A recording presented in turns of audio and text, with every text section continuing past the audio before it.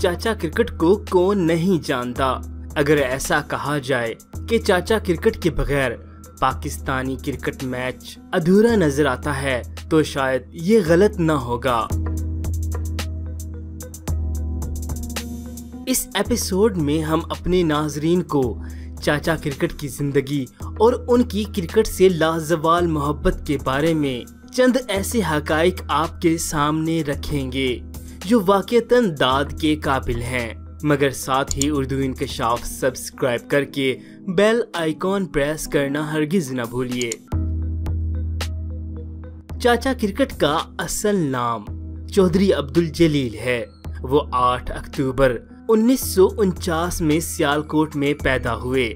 चाचा क्रिकेट उर्फ अब्दुल जलील साहब अपनी सफेद दाढ़ी और पाकिस्तानी झंडे से मिलते जुलते कपड़ों और टोपी से बाआसानी पहचाने जाते हैं। उनके 5 बच्चे हैं और चाचा क्रिकेट की हाइट तकरीबन 6.1 फीट है।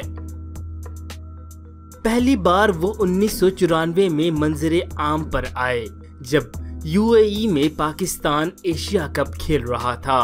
उनकी इसी लिबास और जुनून ने उन्हें दुनिया से मुनफरिद कर दिया। वक्त गुजरने के साथ साथ उनकी शोहरत में इजाफा होता गया और पाकिस्तान के साथ साथ पूरी दुनिया में पहचाने जाने लगे।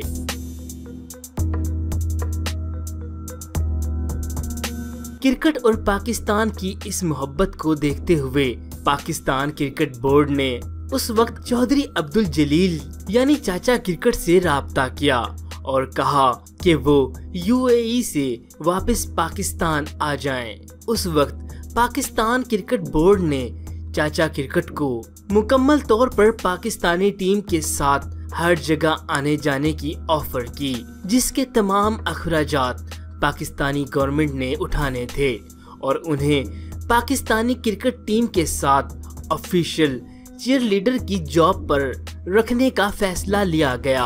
ऑफर ऐसी थी कि चौधरी अब्दुल जलील साहब इनकार ना कर सके और ऑफर कबूल करते हुए चाचा क्रिकेट ने 1998 में यूएई में अपनी जॉब छोड़कर पाकिस्तान वापस आ गए। मसला तब पेश आया जब पीपल पार्टी की जगह पाकिस्तान मुस्लिम लीग नून बरसरे इक्तदार आ गई और नई हुकूमत के साथ साथ पाकिस्तान क्रिकेट बोर्ड के चेयरमैन भी तब्दील हो गए। नए चेयरमैन पीसीबी ने चाचा क्रिकेट को दी गई ऑफर पर तवज्जो ना दी और ऐसे चाचा क्रिकेट का पाकिस्तानी टीम के साथ पेड चेयर लीडर की जॉब का ख्वाब खत्म हो गया। चाचा क्रिकेट के लिए ये एक इंतहाई दुख का मुकाम था क्योंकि वो यूएई में एक बेहतरीन जॉब छोड़कर पाकिस्तान इस जॉब के लिए आए थे जो उन्हें ऑफर की गई थी।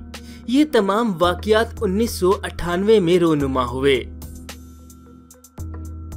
चाचा क्रिकेट के लिए एक और मुश्किल ये थी कि अगले साल 1999 में इंग्लैंड में वर्ल्ड कप होना था, लेकिन पीसीबी ने उन्हें स्पॉन्सर करने से साफ इनकार कर दिया।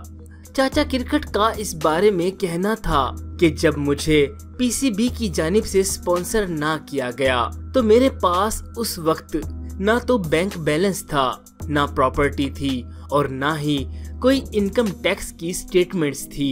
मुझे इंग्लैंड वर्ल्ड कप देखने जाने के लिए कोई सूरत हाल नजर ना आई तो मैं अपनी कुछ तस्वीर लेकर ब्रिटिश एम्बेसी पहुंच गया। वो मुझे फौरन पहचान गए और मुझे 1 घंटे में डॉक्यूमेंट्स चेक किए बिना वीजा दे दिया गया।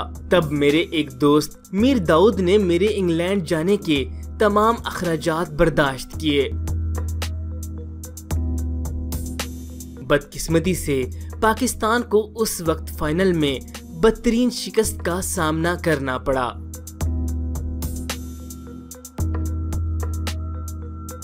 बाद अज़ां चौधरी अब्दुल जलील साहब को दोबारा से ऑफिशियल पेड चीयर लीडर की जॉब पर रख लिया गया। चौधरी अब्दुल जलील को पाकिस्तान के 300 मैचेस लाइव देखने का एजाज हासिल है। चाचा क्रिकेट जहां तमाम पाकिस्तानी अवाम के दिल में बसते हैं, वहीं इंटरनेशनल खिलाड़ी भी उनके मदाह नजर आते हैं। इंग्लैंड के मायनाज क्रिकेटर जॉफ्रे बायकॉट का चाचा क्रिकेट के बारे में कहना था कि चाचा क्रिकेट ने क्रिकेट शायकीन में जान पैदा की। भारत के सुनील गावस्कर का कहना था कि पाकिस्तान खुशकिस्मत है कि उनके पास अब्दुल जलील हैं।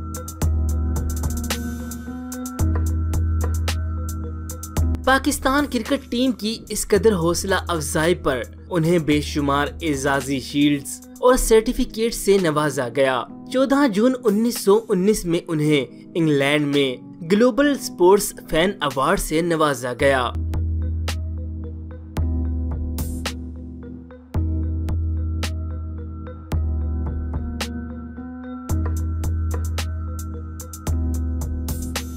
चाचा क्रिकेट ने क्रिकेट के मैदानों में जहां बड़ी बड़ी फतह को एंजॉय किया, वहीं पाकिस्तान की बदतरीन शिकस्त को भी बर्दाश्त किया।